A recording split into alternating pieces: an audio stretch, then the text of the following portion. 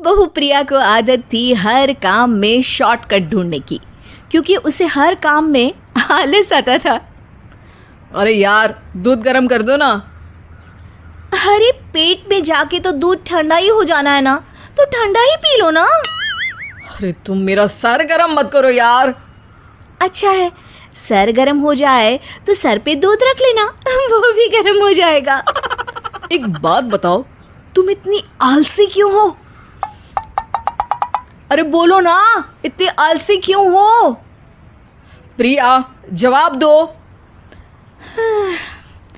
जवाब देने में आलस आ रहा है।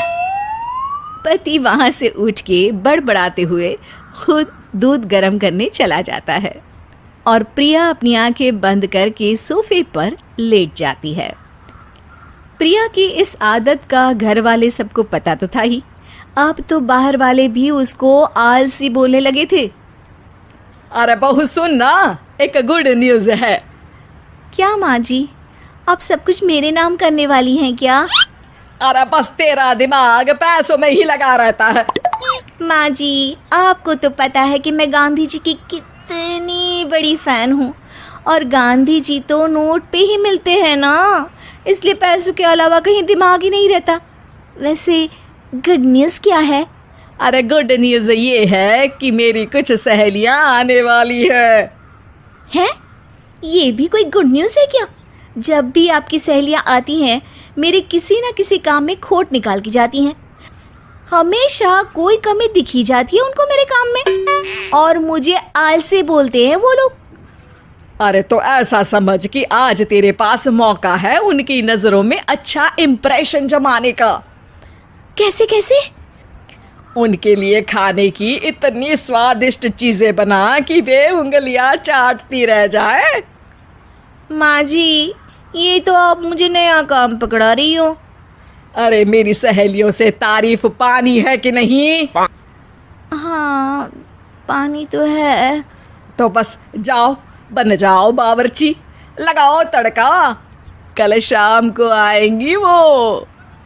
अगले दिन सास सुबह से घर के बाहर अपनी सहेलियों के पास चली जाती है, और शाम को सब प्रिया के हाथ का खाना खाने घर आते हैं।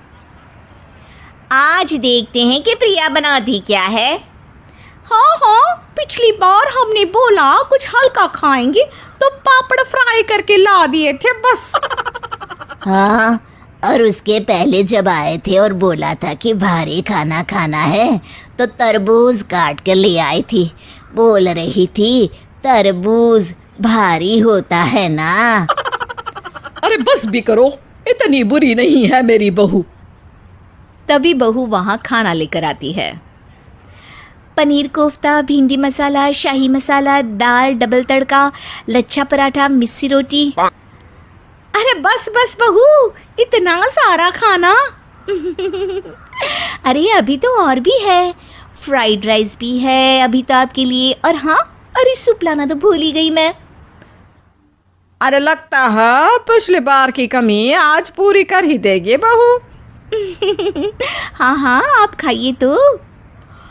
हाँ, खाएंगे तो सही, इतना खाना बना तो दिया है, अब देखना भी तो पड़ेगा ना कि बना कैसा है।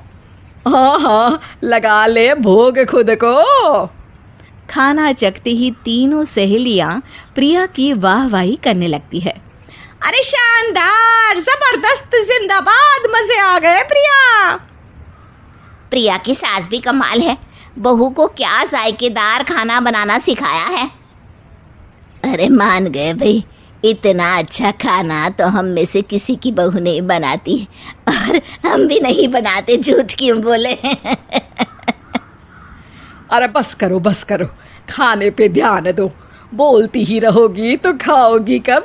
ये लो, थोड़ा पनीर और ले लो। सास भी सहेलियों के साथ खाना खाने लगती है, पर बहू के साथ अपनी भी तारीफ सुनकर सास मन ही मन फूली नहीं समा रही थी। प्रिया ने बड़ी खुशी से सबको खाना परोसा, और सब ने झट से खाना खत्म भी कर दिया। राधे राधे, मजा आ गया। और थक गई खाना खाते खाते, अब बस बिस्तर लग जाए मेरा। अब तो जब भी मेरे घर मेहमान आएंगे प्रिया को ले जाया करूंगी खाना बनाने के लिए, मेहमान भी खुश हो जाएंगे। सास खुश है कि प्रिया की इमेज अपनी सहेलियों के सामने काफ़ी सुधर गई है। प्रिया खाने के बर्तन समेटती है। इतने में तीनों सहेलियां हाथ धोने किचन में चली जाती है। तभी एक सहेली देखती है कि किचन स्टैंड पर कागज़ पड़ा हुआ है। वो सोचती है कि कागज़ को डस्टबिन में डाल दे। जैसे ही वो उसे उठाती है तो देखती ही रह जाती है। दरअसल वो एक बिल है जिसमें वो सारी चीज़ें लिखी है जो उन्होंने अभी अभी खाई है। वो चुपचाप बिल उठाकर बाहर आ जाती है और उसके पीछे बाकी दो सहेलियां भी आती हैं। प्रिया, खाना अच्छा बनाया था, सच कहूँ तो बहुत अच्छा बनाया था। थैंक यू, बहुत अच्छा लगा सुन के। हाँ, पर जिसने बनाया वो इतनी तारीफ सुनता तो उसे और भी अच्छा लगता। क्या मतलब? ये बिल देखो, तुम्हारी बहू ने ऑनलाइन ऑर्डर किया था खाना। अरे तारीख तो आज की ही है ना? हाँ, आज की ही है। प्रिया, ये सब सही है क्या?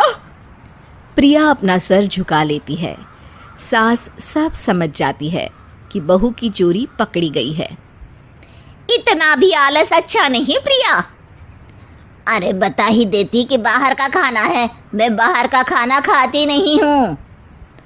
तीनों सहेलियां वहां से जा रही होती है कि तभी उनमें से एक मुड़कर कहती है, अब ये तो बताओ कि खाने की रेटिंग बहू को दे या डिलीवर करने वाले को।